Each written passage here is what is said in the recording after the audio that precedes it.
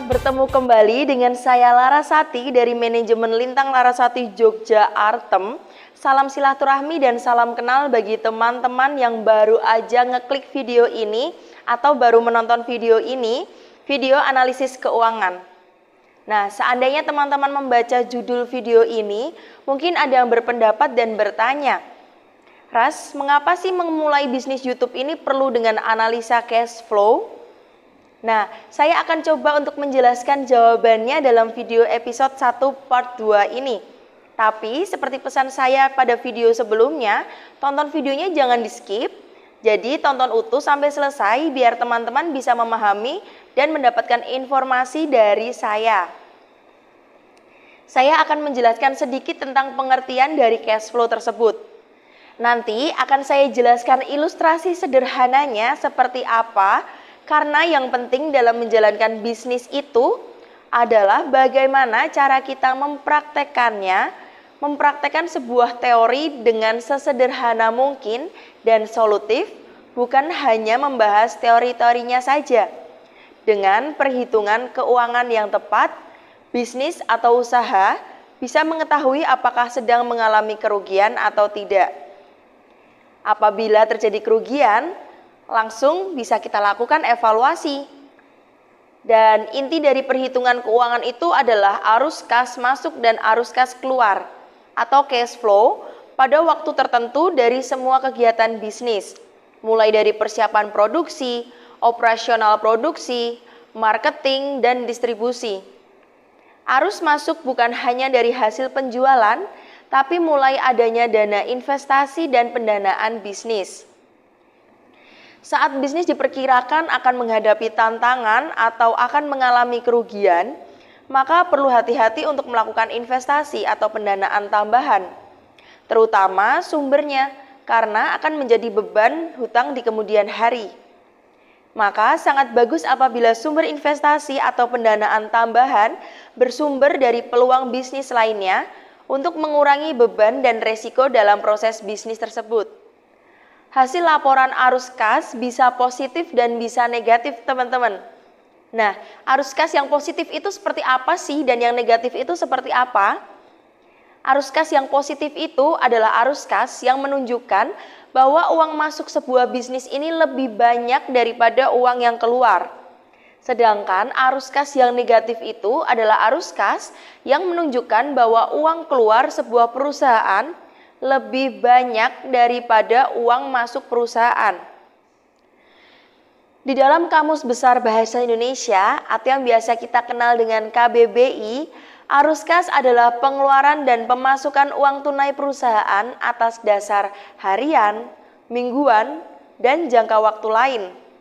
Sedangkan berdasarkan dari Harvard Business School, cash flow adalah saldo bersih dari uang tunai yang sudah masuk dan uang tunai yang keluar dalam suatu waktu tertentu.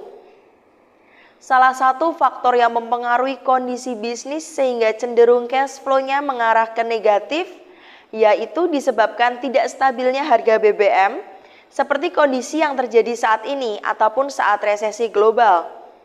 Pengaruhnya ada pada harga pokok produksi atau HPP yang bisa menjadi tinggi karena naiknya harga BBM.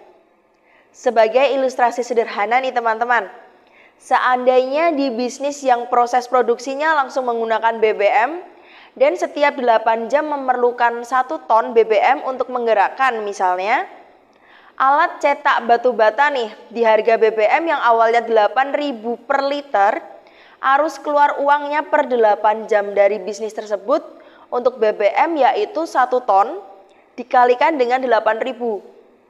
Yang akan mendapatkan angka 8 juta per 8 jam. Sedangkan jumlah hasil produksi batu bata tersebut selama 8 jam kerja yaitu 10.000 biji. Seandainya harga jual batu bata tersebut 1.000 per biji saja, maka total harga batu bata sebanyak 1.000 biji tersebut 10 juta, berarti masih ada selisih 2 juta dong yang bisa digunakan untuk menggaji karyawan atau dan lain sebagainya. Itu hanya ilustrasi 8 jam, tetapi lebih rincinya teman-teman bisa menghitung HPP berdasarkan per jam. Nah, sisanya Dari 2 juta tadi ini bisa menjadi laba bersih meskipun tidak sampai 30%. Tapi hasilnya positif karena proses produksinya masih bisa berjalan.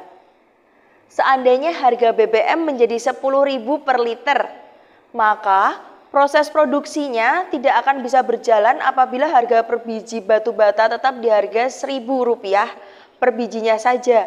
Karena total harga batu bata sebanyak 1.000 biji tadi hanya 10 juta per 8 jam kerja. Sedangkan biaya produksi batu bata per 8 jam kerja naik menjadi 10 juta. Berarti tidak ada selisih 2 juta dong ya, yang bisa digunakan untuk menggaji karyawan ataupun untuk kebutuhan yang lainnya. Sehingga arus uang masuk dan keluar atau cash flow-nya menjadi ke arah negatif. Dan kondisi keuangan berada di posisi sedang tidak baik-baik saja. Oleh karenanya, sebelum kita mengawali bisnis apapun atau akan bekerja dimanapun, analisa cash flow ini adalah hal yang prinsip perlu dilakukan. Sehingga kita bisa membuat perkiraan cepat terhadap kondisi keuangan dari bisnis tersebut untuk mengetahui kebutuhan modal dan biaya operasional produksi yang perlu kita siapkan, ataupun mengetahui kondisi bisnis di mana kita akan bekerja, baik bisnis yang termasuk usaha kecil, menengah, ataupun besar. Sebelum kita mengukur faktor lainnya seperti resiko bisnis, kondisi lokasi, kondisi perekonomian, dan sebagainya. Begitu juga saat kita akan mengawali bisnis YouTube. Kita perlu melakukan analisa cash flow untuk mengetahui seperti apa arus keluar uang dari video yang akan kita produksi dan bagaimana arus masuk uang setelah video diupload. Hal ini perlu dilakukan karena tema bisnis YouTube sangat beragam yang bisa kita produksi dan nilai pembayarannya oleh YouTube melalui Google AdSense yang nilainya juga berbeda-beda meskipun jumlah viewersnya sama dari video yang berbeda temanya. Dari beberapa sumber di channel YouTube, salah satunya adalah channel MGOGM, link ada di deskripsi ya teman-teman, yang sudah berbaik hati untuk membagikan pengetahuan dan pengalaman beliau tentang pendapatan per 1000 tayangan atau RPM tertinggi dan terendah yang diperoleh.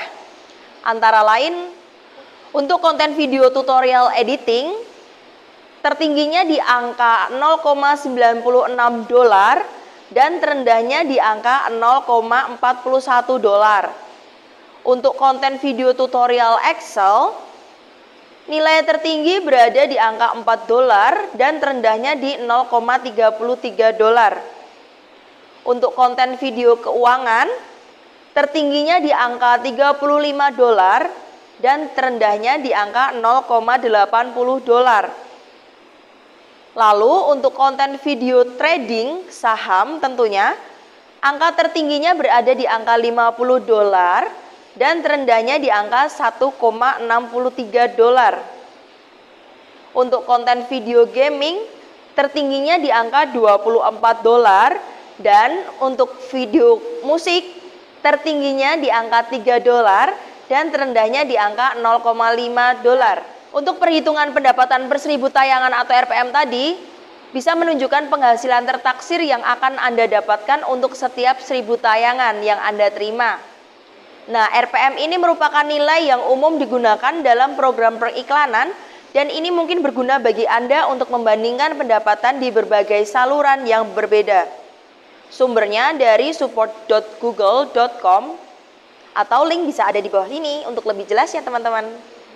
Setelah kita mengetahui gambaran pendapatan per 1000 tayangan atau RPM tertinggi dan terendah dari masing-masing tema, video konten dan rumus menghitungnya dari bisnis YouTube, maka kita sudah bisa melakukan analisis cash flow terhadap bisnis YouTube tersebut. Untuk memperoleh perhitungan arus uang masuk dan keluar, maka kita harus membuat alternatif tema yang akan dipilih untuk diproduksi videonya. Memilih tema tidak hanya berdasarkan keinginan untuk mendapatkan RPM yang tinggi, namun perlu menghitung pengetahuan, keterampilan, dan pengalaman personal masing-masing. Kemudian, berapa biaya minimal dan maksimal yang dimiliki dan bisa digunakan untuk memproduksi video sesuai pengetahuan, keterampilan, dan pengalaman personal masing-masing. Lalu, berapa juga perkiraan keuntungan minimal dan maksimal yang bisa diperoleh dari masing-masing video yang akan diproduksi? Bagaimana perkiraan kemampuan untuk menjalankan cara yang efektif dan efisien untuk mendapatkan jumlah viewer, subscriber, dan jam tayang dalam waktu yang cepat, dengan memanfaatkan dan menciptakan peluang masing-masing yang tentu berbeda-beda tergantung kondisi dan tempat masing-masing kita berada, baik melalui media sosial atau media konvensional dan interaksi dengan lingkungan tentunya. Karena semua peluang sama bagusnya asalkan dijalankan dengan maksimal. Oke, setelah kita selesai dalam membuat sebuah perhitungan nih teman-teman, maka kita sudah bisa membuat perkiraan cepat untuk memilih video dengan tema seperti apa sih yang memungkinkan untuk kita produksi agar arus kas keluar masuknya atau cash flow-nya ini positif. Pada prinsipnya, kita harus membuat video yang menarik dalam bentuk informasi, analisa, ataupun hiburan, dan sebagainya. Tapi, usahakan dengan biaya produksi yang serendah mungkin, kecuali bagi yang sudah memiliki personal brand tinggi di publik. Pastinya akan sangat memungkinkan untuk membuat video dengan biaya produksi yang tinggi juga. Asalkan perkiraan views-nya sudah pasti akan booming, meskipun RPM temanya rendah. Karena kalau dikali viewers yang banyak banget nih tentunya, maka arus kas masuk dari video tersebut pasti juga banyak juga kan ya dolarnya. Nah, kalau menurut pendapat saya nih ya, apabila kita memulai bisnis YouTube ini dengan analisa cash flow, maka ada peluang nih untuk keuangan akan stabil karena dengan pemilihan tema video yang tepat dan biaya produksi video yang efisien, maka dalam beberapa bulan ke depan akan ada penambahan uang masuk meskipun mungkin jumlahnya belum banyak, tetapi cash flow-nya bisa mengarah ke positif. Sehingga kita akan lebih siap nih untuk menghadapi resesi global karena kemampuan daya beli kita akan terjaga. Nah, sampai di sini bagaimana nih pendapat teman-teman semuanya? Boleh tulis ya di kolom komentar. Dan untuk video selanjutnya di episode 1 part 3A akan saya sampaikan tentang peluang bisnis YouTube analisis atau tutorial knowledge menjadi alternatif sumber keuangan bagi mahasiswa untuk menghadapi krisis ekonomi global.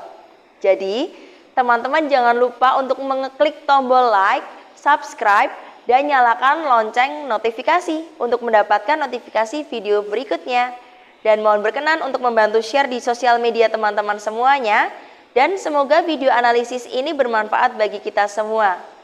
Terima kasih, salam silaturahmi semuanya.